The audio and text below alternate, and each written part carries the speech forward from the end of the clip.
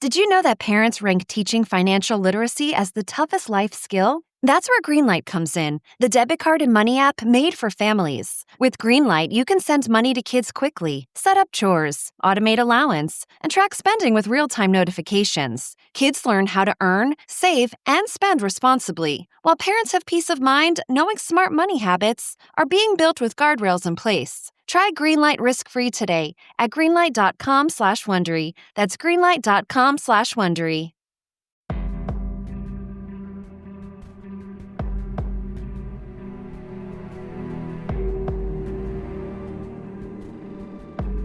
After 18-year-old Anjelica Hadsell was reported missing, clues started showing up around town. But were they leading the police closer to the answer, or were they intended to send them in the wrong direction?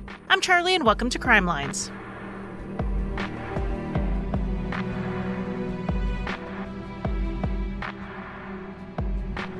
Hello and welcome to Crimelines. First off, I have to issue a major apology for all the issues with the last episode on Cody Bowles and Clint Shavers. There was a glitch with my hosting service and they had to fix it before the episode would play all the way through. I know I got a lot of emails that I did not get a chance to respond to asking about it. I put up updates on social media and it is fixed. However, if yours still won't play, it is because your app has cached the broken version. And there are two ways to fix this. One, you can go and listen to about a minute or so of another episode and then go back to the Cody and Clint episode in the hopes it forced your app to refresh. Or the other option is that you can just listen in a different app that you never tried to play the episode in, whether it's Apple, Spotify, Amazon, Pocket Casts, Overcast. There's so many out there. So that is how you can listen to my last episode, and fingers crossed that this week's episode does not have the same problem. I do want to thank Carrie for suggesting this case to me. I have a very long topic suggestion list, and it is kind of overwhelming because it's such a mix of cases. And I decided to go ahead and sit down with that spreadsheet to divide out the cases into categories. Solved, unsolved, how much info there is out there, if there is a family that needs to be contacted because they have a public presence, that sort of thing. And as I've been working through that list in my spare time, I am finding cases that have been suggested over the years that are really right on the nose with the types of cases that I do tend to cover here on Crimelines. And this is one of them, so thank you again, Carrie, for sending this one in. Let's go ahead and get started with Anjelica Hadsell, who went by AJ, and she was born in August of 1996 in Virginia. Her bio father, Mel, was not really a big part of her life after he and her mother, Jennifer, separated not long after AJ's birth. And Mel did tell News Channel 3 that he regretted that distance from his daughter. When AJ was a toddler, Jennifer met and married a man named Zach, who stepped up as a father figure to AJ.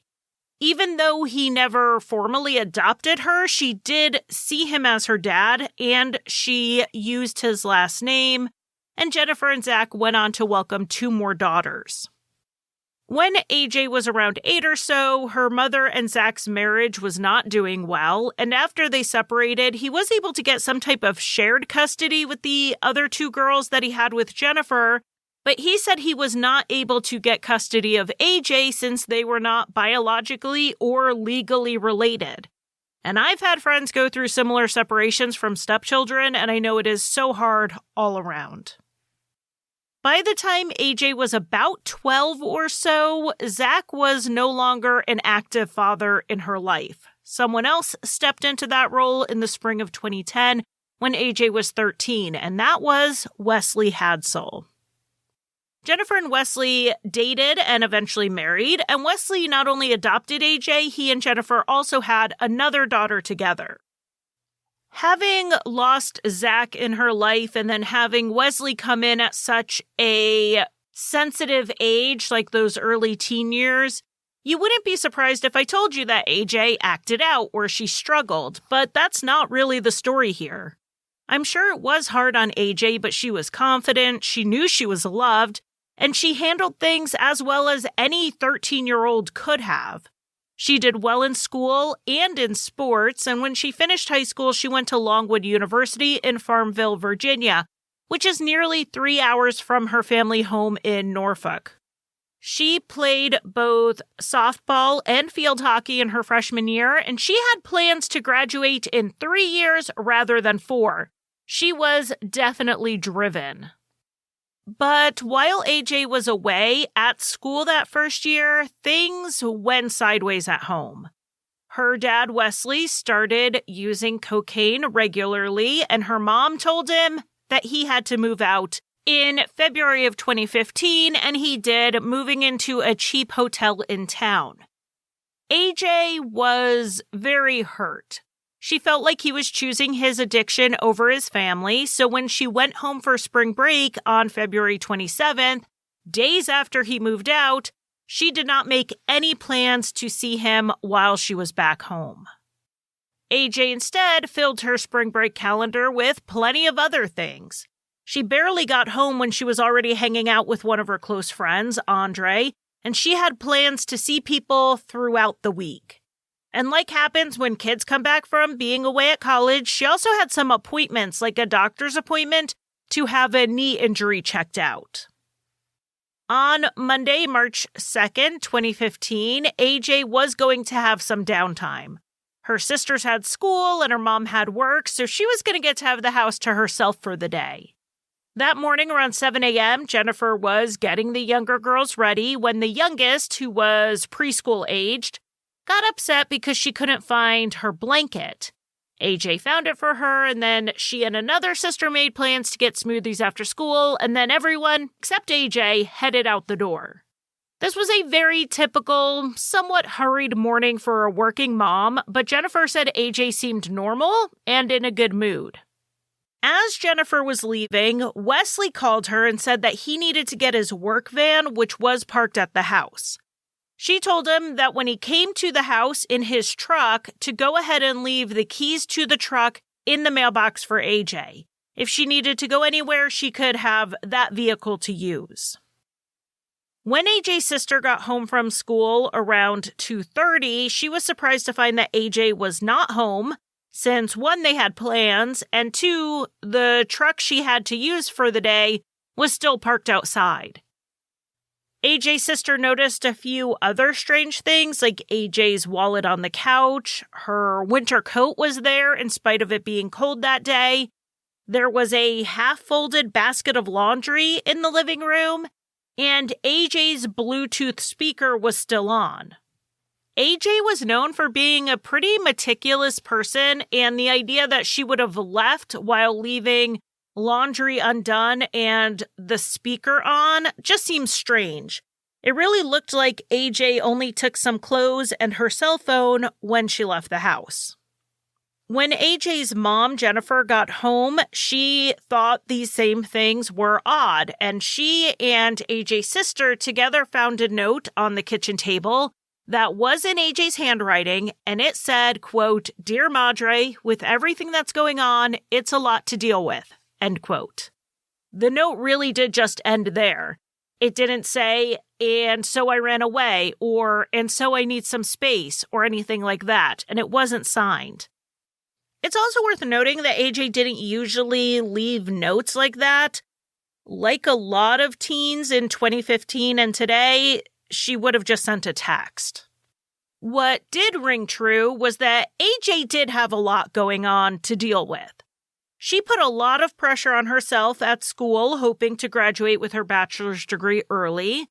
And she and her boyfriend, Josh, were in the process of breaking up. It was, according to all reports, a mutual decision, but that doesn't always make it easier. Sometimes it's what you need to do, even if it's not what you want to do. Then add in Wesley and Jennifer's separation and Wesley's drug use, and that really is a lot for an 18-year-old to deal with. Of course, Jennifer tried to reach out to AJ by text to see what was going on, and AJ responded that she was out with friends, but in a very uncharacteristic move, she would not tell her mother where she was, who she was with, or when she was coming back. Jennifer reached out to Wesley to see if he heard from AJ, and he said he hadn't, so he also texted her. Similar to the text to her mother, AJ answered vaguely and said something about needing space. They decided to let AJ have that time and space since they did hear from her in text, but these texts really weren't like her. So after they didn't hear from her the next day, March 3rd, Jennifer reported her missing because everything was just so out of character for her. The police were initially told that the last time anyone saw AJ was when her mother and sisters left the house around 7 in the morning. But then Wesley said he actually saw AJ around 12:30 that day. She had either called or texted him at work and said she needed money. He met her at a gas station near his work and gave her $200, but he did not know what she needed the money for. Wesley also said that around 1:30 in the afternoon, he got an alarm notification on his phone that someone had opened and closed the house door. So he assumed that was AJ getting home after their meetup. It really sounded like a situation where AJ may have taken off to get a break from the stress, but her mom didn't think so, and when the police spoke with AJ's friends, they also said no way. AJ was responsible and level-headed, and even if she was going to leave home like that to get space from her mom or her dad or her sisters, she would have at least told one of her close friends what was going on, but no one had heard from her. And, like we love seeing, the investigators took these reports seriously. They listened to the people who knew AJ best and realized that even though there weren't signs of a struggle at the house or any evidence of foul play, this needed to be looked into. They were listening when Jennifer and AJ's sister said there was no way she would just up and leave with half-finished laundry and her speaker still on. They were worried something had happened to her. Of course, they hoped they were wrong, but they had a bad feeling about it, and the investigators took that seriously. Among the friends the detectives talked to, they of course went to Josh, the soon-to-be, about-to-be ex-boyfriend. He didn't know where AJ went, he hadn't heard from her, and he had a strong alibi for the day she went missing. An investigator told Dateline that they hesitated to rule anyone out completely that early on, but this alibi definitely dropped Josh down on their interest list right as someone else in AJ's life rose higher on the list. On March 5th, 3 days after AJ went missing, a friend of hers named Corey was walking the usual path he took to and from work when he noticed a piece of flat plastic on the ground. He picked it up, and it was clearly a piece of a debit card, and it said Anjelica Hadsell on it. Corey called the police, and a detective came out to document the discovery, and along with Corey, they searched the area for more bits and pieces of this card, but they didn't find any. The police thought it was interesting that it wasn't a stranger who found this evidence, but rather a friend of AJ's, and not just a friend, he was an ex-boyfriend. Corey told the police that he had not seen AJ in months, though he did hope he was going to get to see her while she was home on spring break. But her father, Wesley, thought there may be more to that story. He was more convinced than the police were at that point that Cody was involved, and he told multiple people about his suspicions. He even had Cody's own friends side-eyeing him, and the same day the debit card was found, AJ's boyfriend Josh went to Cody's house. While Cody was in the shower, Josh started looking around to see if he could see any signs of AJ or her things, but he didn't find anything. The next day, March 6th, Wesley organized a search of the area where the debit card was found, and in spite of the search the day before, they did end up finding 3 more pieces to that card, but nothing else. When Wesley talked to investigators that day, he decided to let them know about his suspicions of Cody, and he said that Cody was obsessed with AJ. They had dated in middle school or early high school, but they had a bad breakup, even by the standards of young teens. Wesley said Cody always wanted to get back together with AJ, even though she had no interest in him. More evidence backing up Wesley's suspicions came out that same night. AJ's friend Andre was over at Corey's house, and he saw AJ's college softball jacket stuffed behind a couch cushion. According to Wesley, AJ was wearing that jacket when he saw her at the gas station. Andre told the police he was shocked when he saw it there, but he ignored it in the moment until he could make an exit and go report it to the police. When the police went out to Corey's house, the jacket was right where Andre said it was. This was a big lead. Corey had quote-unquote found a piece of the debit card, and then her jacket was stuffed in his couch. Corey was taken to the station while they searched his home, and he was pretty aggressively interrogated. They showed him the jacket and said it was found in his house, and he had a visceral reaction. The detective told Dateline that he pushed back from the table, he stood up, he was putting distance between himself and the jacket. He was clearly emotional about this. It was definitely a reaction, but what did it mean? Did it mean that he was shocked they found the jacket and he was reacting to getting caught? Or did Corey have no idea the jacket was in his house and he was shocked when they said that's where they found it? They didn't know, and it wasn't enough to hold him. There were some pretty big questions left here, like how Corey could have gone anywhere with AJ. Corey walked to and from work because he didn't have a car, and he had to rely on other people to drive him around.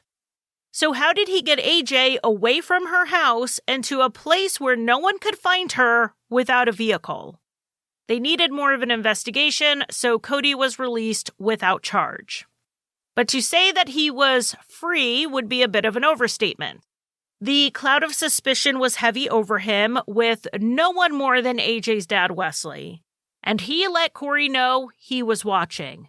One night, Wesley sat across the street from Corey's house and blew an air horn repeatedly.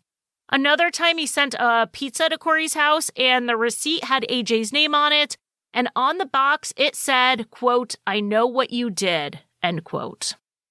People gave Wesley a lot of grace with his behavior, being that he was a stressed-out dad looking for his daughter, but sometimes his investigation did seem to go too far.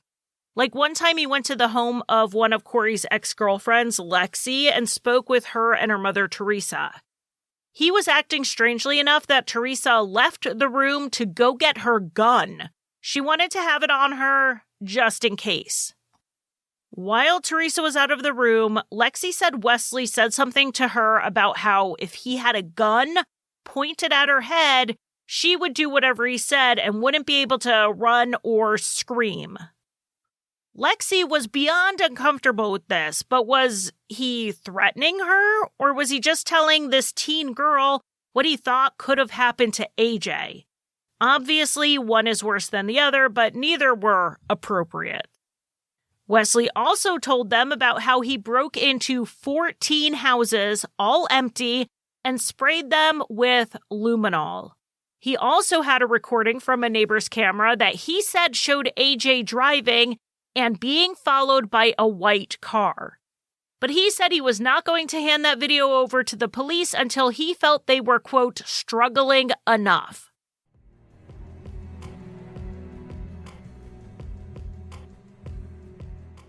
It's that time of the year again, the time when it's already dark at 5:30. The days are getting shorter, and that is the perfect time to curl up with a good mystery. And if you're like me, you are a detective at heart. You want to get to the bottom of the story and find out all of the details. That is where newspapers.com comes in. You can uncover small details about a decades-old crime, the stuff that doesn't ever make it into the documentaries. Maybe you find a classified ad that puts a suspect in the right place at the right time. Or, one of my favorite things to do is read the community's reaction to these crimes and to the reporting around them in the letters to the editor. Newspapers.com is a treasure trove for anyone who loves true crime, with over 29,000 newspapers dating all the way back to 1690. I love their search features because you can search for name and or date and or location and see how the events of a case you think you're familiar with were originally reported.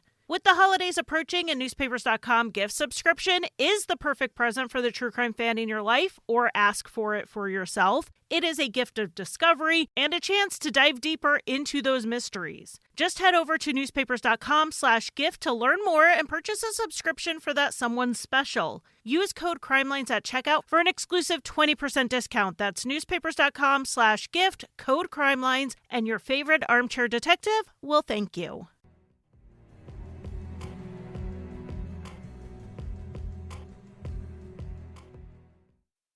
Wesley's judgment while AJ was missing seemed skewed at best.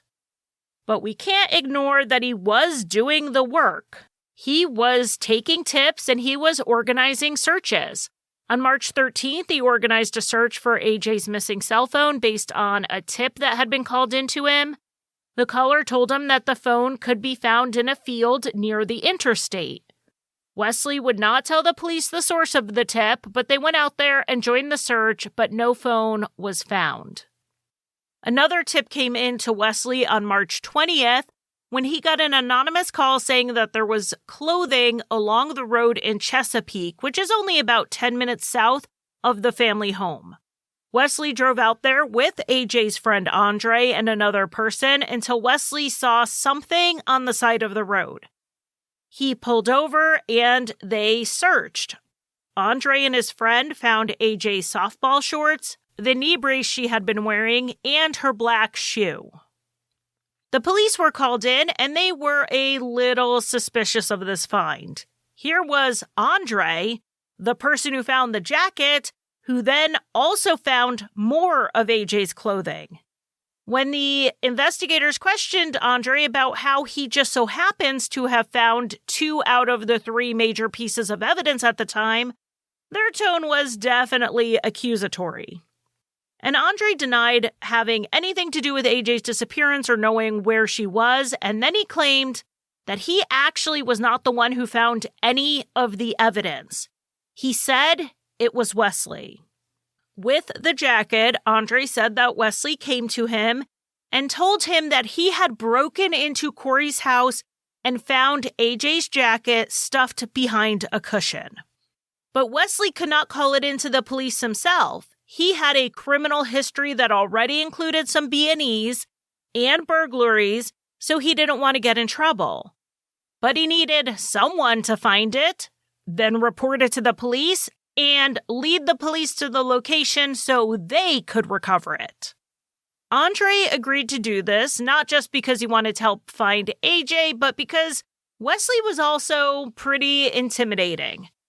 Andre said that Wesley told him that anyone who questioned their story about how Andre found the jacket would be, quote, dealt with, and Wesley even claimed membership in the Aryan Brotherhood, a neo-Nazi prison gang. So while Andre did go to Corey's house and he did see the jacket, he lied to the police about exactly what led him there because he was afraid of Wesley. Though Andre was not the only one who found Wesley intimidating or vaguely threatening, they all recognized that he was also the one organizing the searches for AJ. So they kept working with him anyway because that was their only option if they wanted to help find their missing friend. As for finding the clothes on the side of the road, Andre said Wesley told him he got a tip about it, and he just went out with him to follow up on the lead. He said Wesley drove until he abruptly pulled over saying that he saw something, and then they got out to search and found the clothing. So as suspicious as it was that Andre seemingly found 2 pieces of evidence, it only looked that way because of how Wesley had set it up. So the police questioned Wesley about this, and one thing they really wanted to know was about the tip he got that led him to the clothing, and Wesley said it came from a blocked number.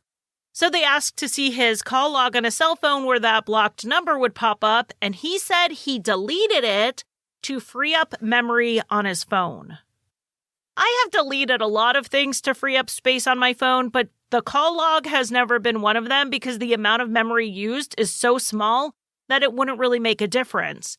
And this was not the first time Wesley couldn't show the investigators proof because of something to do with his phone. Remember how he told the police he got an alert on his phone that someone opened and closed the door at 1:30 the day AJ disappeared? When they asked to see that notification, he couldn't show it to them because his phone, according to him, had spontaneously reset itself. By the time the clothing was found on March 20th, the investigators had a few other inconsistencies in Wesley's story they wanted to ask him about. Like how when they got the security footage from the gas station where Wesley said he last saw AJ, neither of them were on it. They gave Wesley a still photo of the area and asked him to point out exactly where they were. And it was an area covered by a camera. But maybe it got the time wrong, so they looked for hours before and hours after Wesley said they met up. Neither of them or their vehicles ever showed. And the police had also learned, in their attempts to ping AJ's phone, that from the afternoon of March 2nd into the morning of March 3rd, AJ's cell phone and Wesley's cell phone were in the same area, and that was the area of his hotel room. Wesley was confronted with all of this, and he denied hurting AJ, murdering AJ, or knowing where she was. But I do want to give everyone a quick reminder that if you ever find yourself in this position, remember you are being recorded in the interrogation room, even when you aren't being questioned. At one point when the detective got up and left the room for a bit, Wesley said, quote, "I'm screwed." The police did not have enough yet for an arrest, or at least not for a murder. They didn't even know where AJ was. But they did arrest Wesley for breaking into Corey's house and for obstruction of justice. Then they executed some search warrants. That evening, they searched both Wesley's hotel room and his work van. In the hotel room, they found 80 rounds of ammo, 50 of them in plain sight, and 30 hidden in an air vent. This actually led to more charges. Wesley was a felon, and that meant he could not possess firearms or ammo, and so he was charged with possession of ammunition by a convicted felon. They also found a bag that tested positive for heroin, which, it's important to point out, is a drug Wesley said he never touched because of its toxicity and because he had a friend die of a heroin overdose. When they brought a cadaver dog into the hotel room, the dog did alert on the carpet next to the bed, but nothing forensically confirmed that indicator. Inside Wesley's work truck, they found a shovel with dirt on it, duct tape, and black work gloves, all of which could be seen as sinister, or all of them could have just been things he used within his line of work doing HVAC. But the main thing they found in the van that was relevant to this investigation was that they found a Garmin GPS unit. The investigators confirmed that the work van was only ever used by Wesley, and they learned that the Garmin actually belonged to him as well. It was not owned by the company. So both the truck and the Garmin should have been in the sole possession of Wesley, and it would not have been tracking anyone else's movements. So, of course, they pulled that data, and what they found on March 4th, 2 days after AJ went missing, was very interesting. That day, Wesley was sent out to Franklin, Virginia for a job. This is about an hour west of Norfolk, and by 8:30 in the morning, he was in Franklin at a gas station. They confirmed this with his credit card receipts. He then traveled south from Franklin on Smith's Ferry Road for a bit, until he was near the North Carolina state line. At 11:52, he stopped at a house, and the GPS unit appeared to travel behind the house. It was there until 12:14, so 22 minutes in all. At 12:26 p.m., Wesley used the company card to buy gas about 4.5 miles from the house he had stopped at. This looked, at first glance, like Wesley had headed down there for a job. But there was no work order for the house he stopped at. And there wouldn't have been because it was vacant and abandoned. No one was calling for HVAC services. So, a search of that property was conducted on April 9th, 2015. As they walked around the house, they saw there was a swampy drainage ditch behind a shed. Someone had placed a wooden board across it like a bridge so they could cross into the field behind it. A detective who was checking out that area used his foot to lift up the piece of wood, and he immediately found 18-year-old Anjelica Hadsell's body. She was face down in the water, partially clothed with her pants pulled down.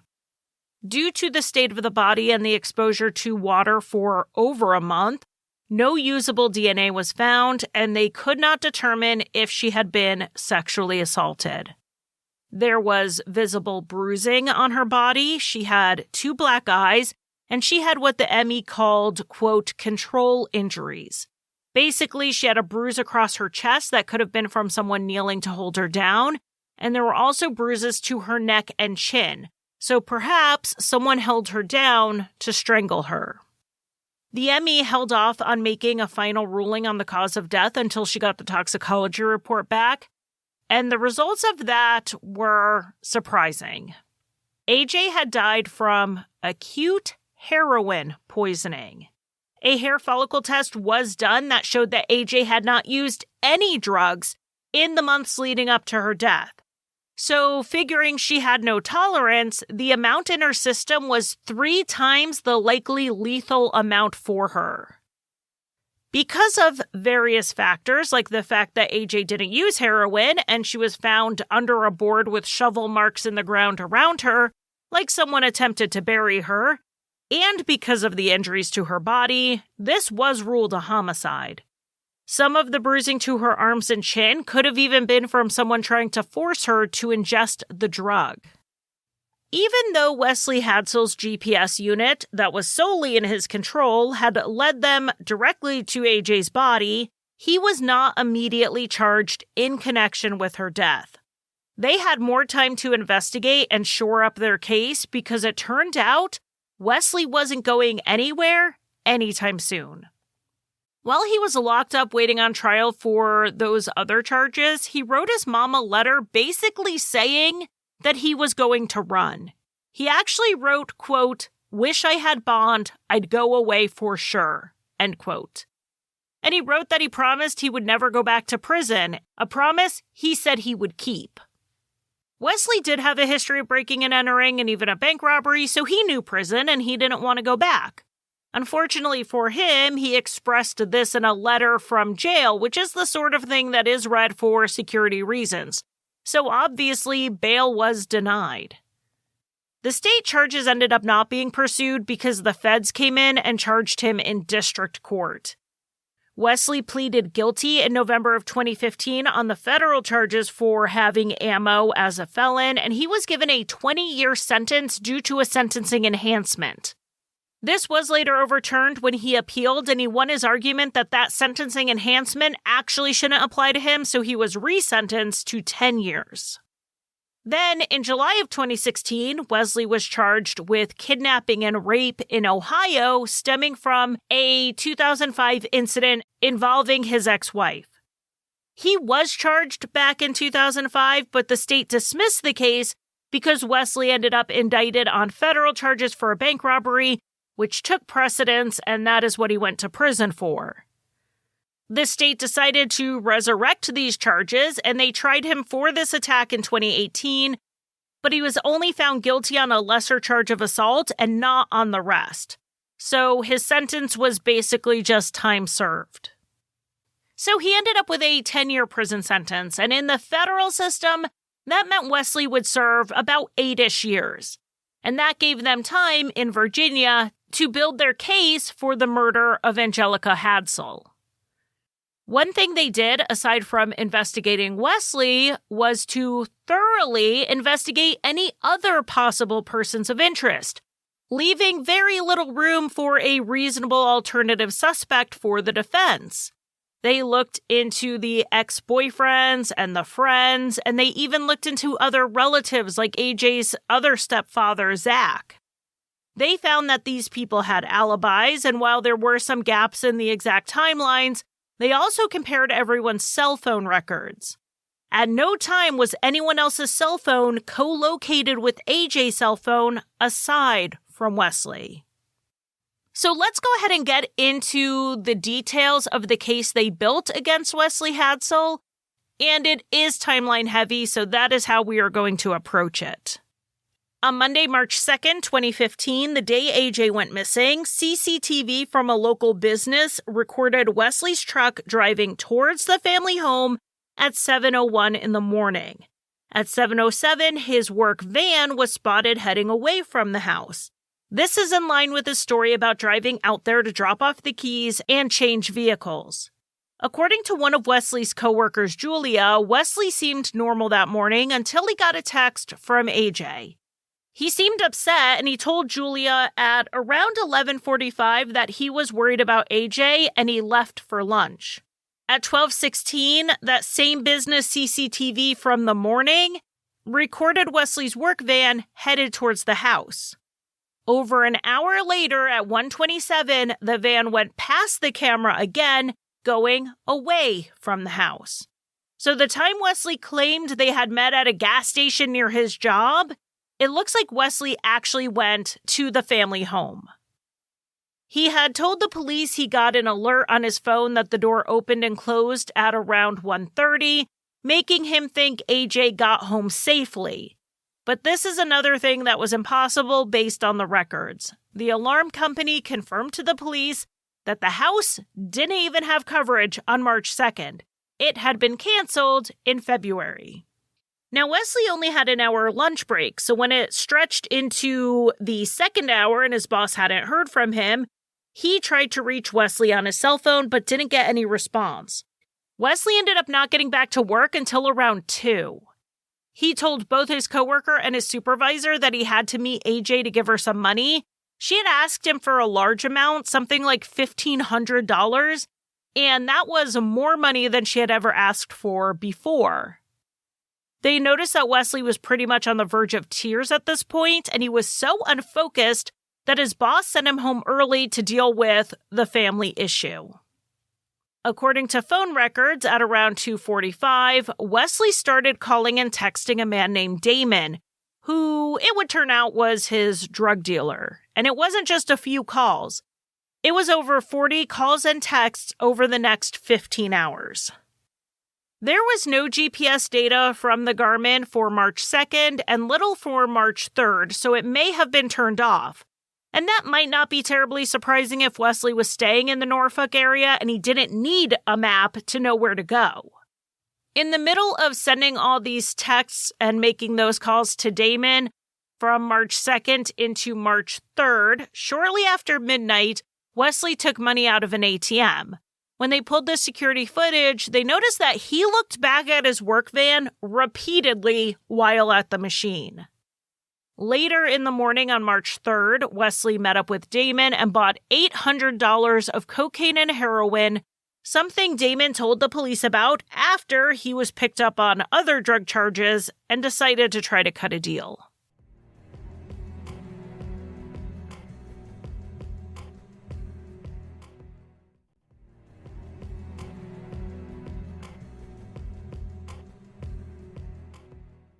Then we have March 4th, which is when Wesley went out to Franklin for work, and this day his GPS was on, likely because he was traveling out of town. He was at the house where AJ's body was found for over 20 minutes in the middle of the day. The police believe the GPS showed him behind the house because he would have driven his work truck back there so he wouldn't be seen moving a body in broad daylight. Then, on March 11th at 9:42 p.m., Wesley searched for maps of the intersection where he said he got a tip that AJ's cell phone could be found. It would make sense that he would look up that area after a tip, but his phone record showed no incoming phone call that could have been the tipster. The investigators didn't believe he got a tip at all. One detective at the search said he noticed that most people fanned out, but Wesley walked directly to an area of tall grass and spent his entire time searching within 10 feet of that area. It was almost like Wesley knew where to look. That said, he didn't find the phone, so this would just be a weird quirk of the investigation, a little question mark about why would he have made up this tip, except for what the FBI found out. It's not exactly clear to me how they tracked this down, but they did find AJ's phone. It was in the possession of a man named Taylor who lived in the area, but he had no connection to AJ or her family. He said he had lost his own phone, and he was looking for it on March 5th when he found AJ's.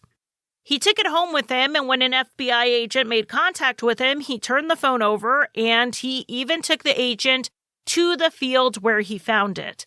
And it was the same area Wesley said the tipster, who didn't appear to exist, told them to search. Wesley was likely more surprised than anyone when they didn't find the phone.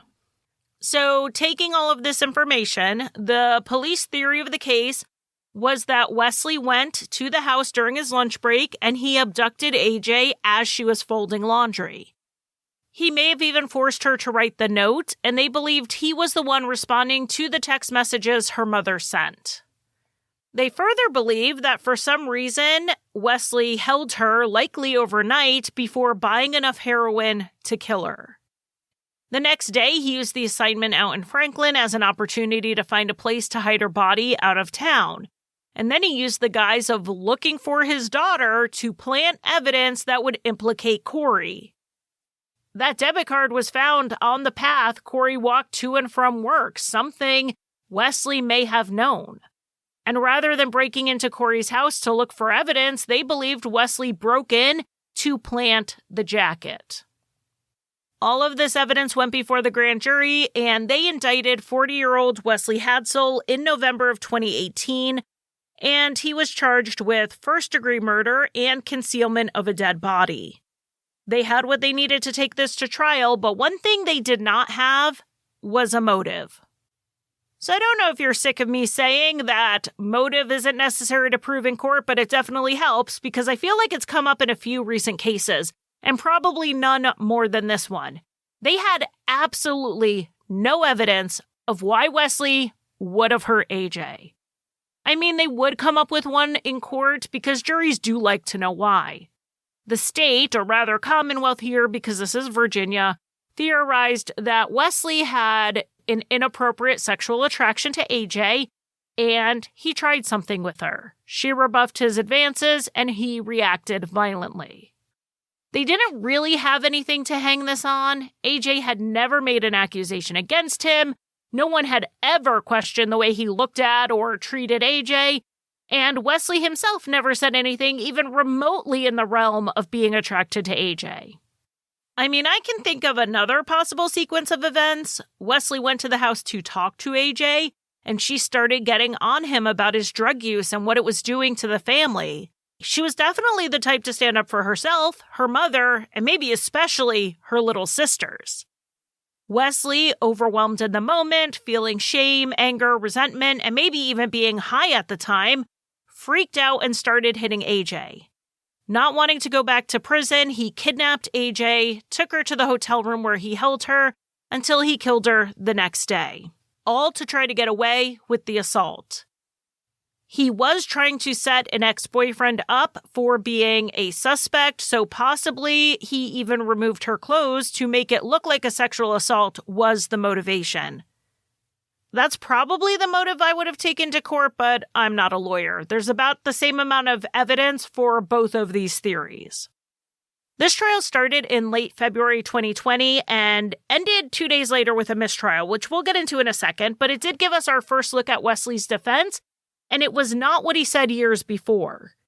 In a June 2015 interview with News Channel 3, Wesley said that one of the final text messages he got from AJ after she was last seen was her telling him that she had used heroin 2 weeks before.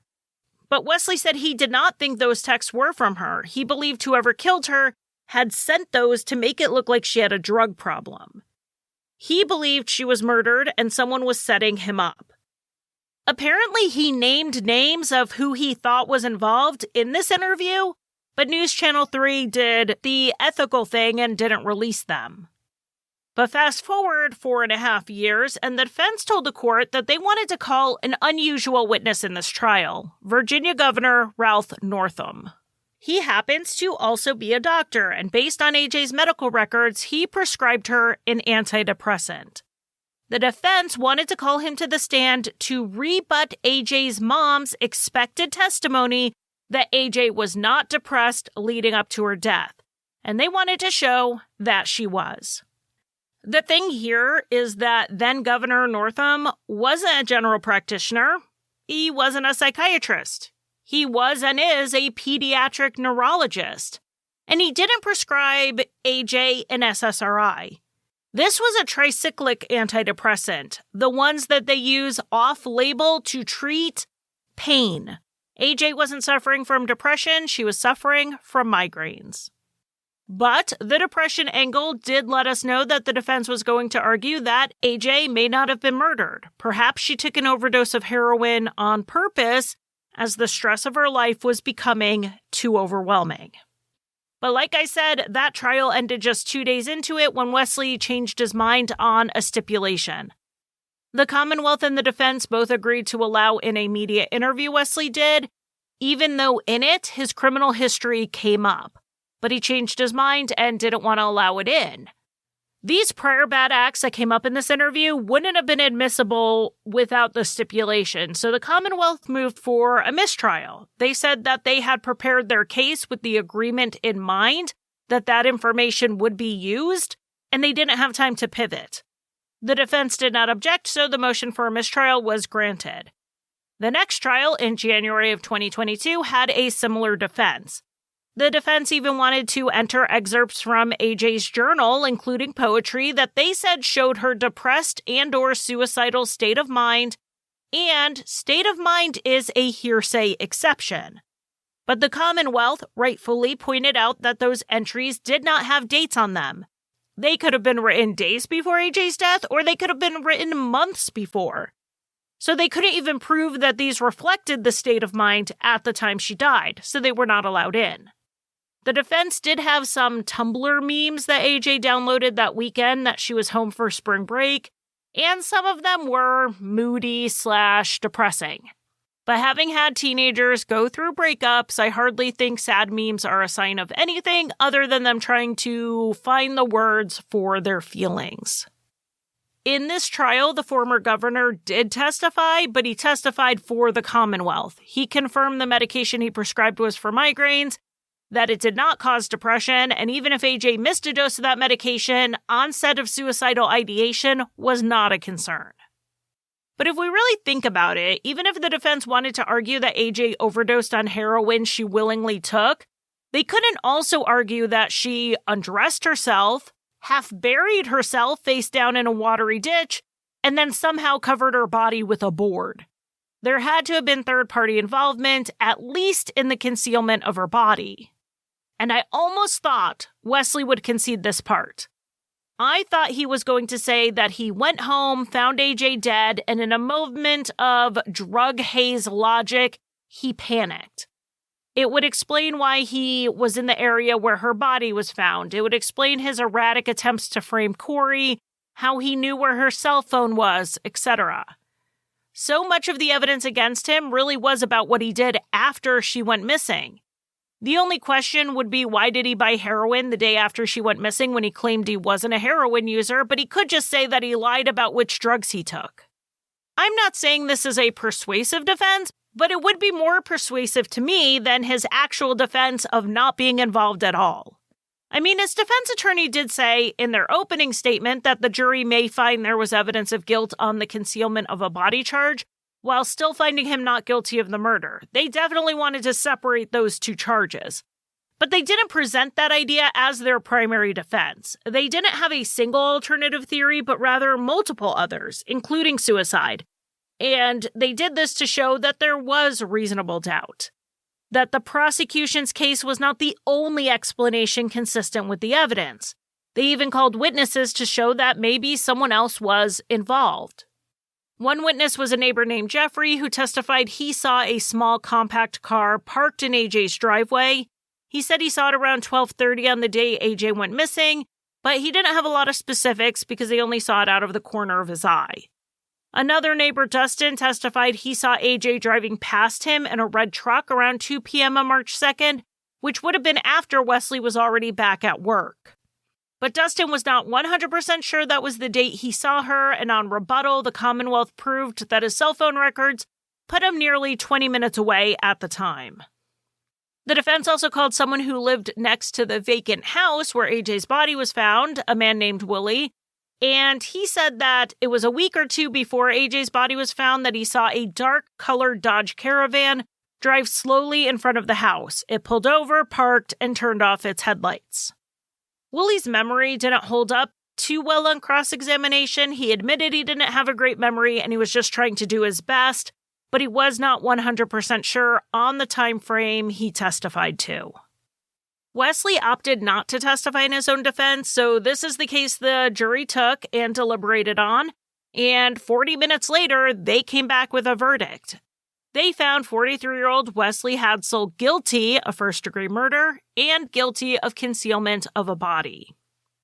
At sentencing, Wesley tried to have the verdict set aside, saying that there was no way the jury deliberated properly in just 40 minutes, and he also said there was not enough evidence to support a first-degree murder conviction because he was, quote, stoned out of his mind on cocaine and heroin, end quote. The trial court said that there was nothing in the evidence that showed he was intoxicated to the point of being unable to form intent or premeditation. They looked at all the other things he did that day as evidence that he was capable of making decisions. He went to work, he performed job duties, he was driving around, he made up a story about meeting AJ at a gas station, and so on. And then he spent 2 weeks trying to frame someone else. That doesn't sound like someone incapable of forming intent. So the sentencing hearing continued. AJ's sisters and her mother were not there. They were too overwhelmed with emotion to attend. Instead, her former stepfather, Zach, attended, and he was put on the stand to give a victim impact statement. After he was up there, though, the defense objected. They noted that Zach was neither AJ's biological father nor her legal father. Yeah, he raised her for 10 plus years, but in the eyes of the court, he didn't have standing. We have seen this before in the Nicole Van de Herk case from the Netherlands, which was season 6, episode 12. In that case, the family successfully advocated to change the law to have the courts recognize step-parents and step-siblings as members of the immediate family. They did this after Nicole's stepsister and stepmother were not allowed to testify. Zach, like Nicole's family, greatly objected to being excluded from testifying. In fact, when the judge sided with the defense and told Zach to step down from the stand, he said, or rather yelled, no, and then said, quote, Anjelica was my daughter, this guy is a coward, and then Zach lunged at Wesley. Deputies ended up wrestling him to the ground, handcuffing him, and they took him out of the court even as he continued to struggle against them. After the courtroom was calmed back down, the judge sentenced Wesley to life in prison plus 15 years. Wesley appealed, but the court did not find his arguments persuasive, not as individual issues, and certainly not when they looked at the totality of the case. They said, quote, the evidence of Hadsell's guilt is overwhelming, end quote, and they laid out the case that sealed the verdict against him, like how he was the last one to see AJ alive before she disappeared, but lied about where he saw her. The cell phone records that put his phone and AJ's phone together. The purchase of heroin, even though he claimed he didn't use it himself. And last but not least, his GPS leading the police to her body, and Wesley having no alternative explanation for it. Unless Wesley Hadsell confesses and tells us why he did what he did, we may never know. But because the investigators, 1, jumped into action early, and 2, methodically built out a case, including making sure they investigated more people than just their prime suspect, Anjelica Hadsell's family has some answers. And Anjelica has justice.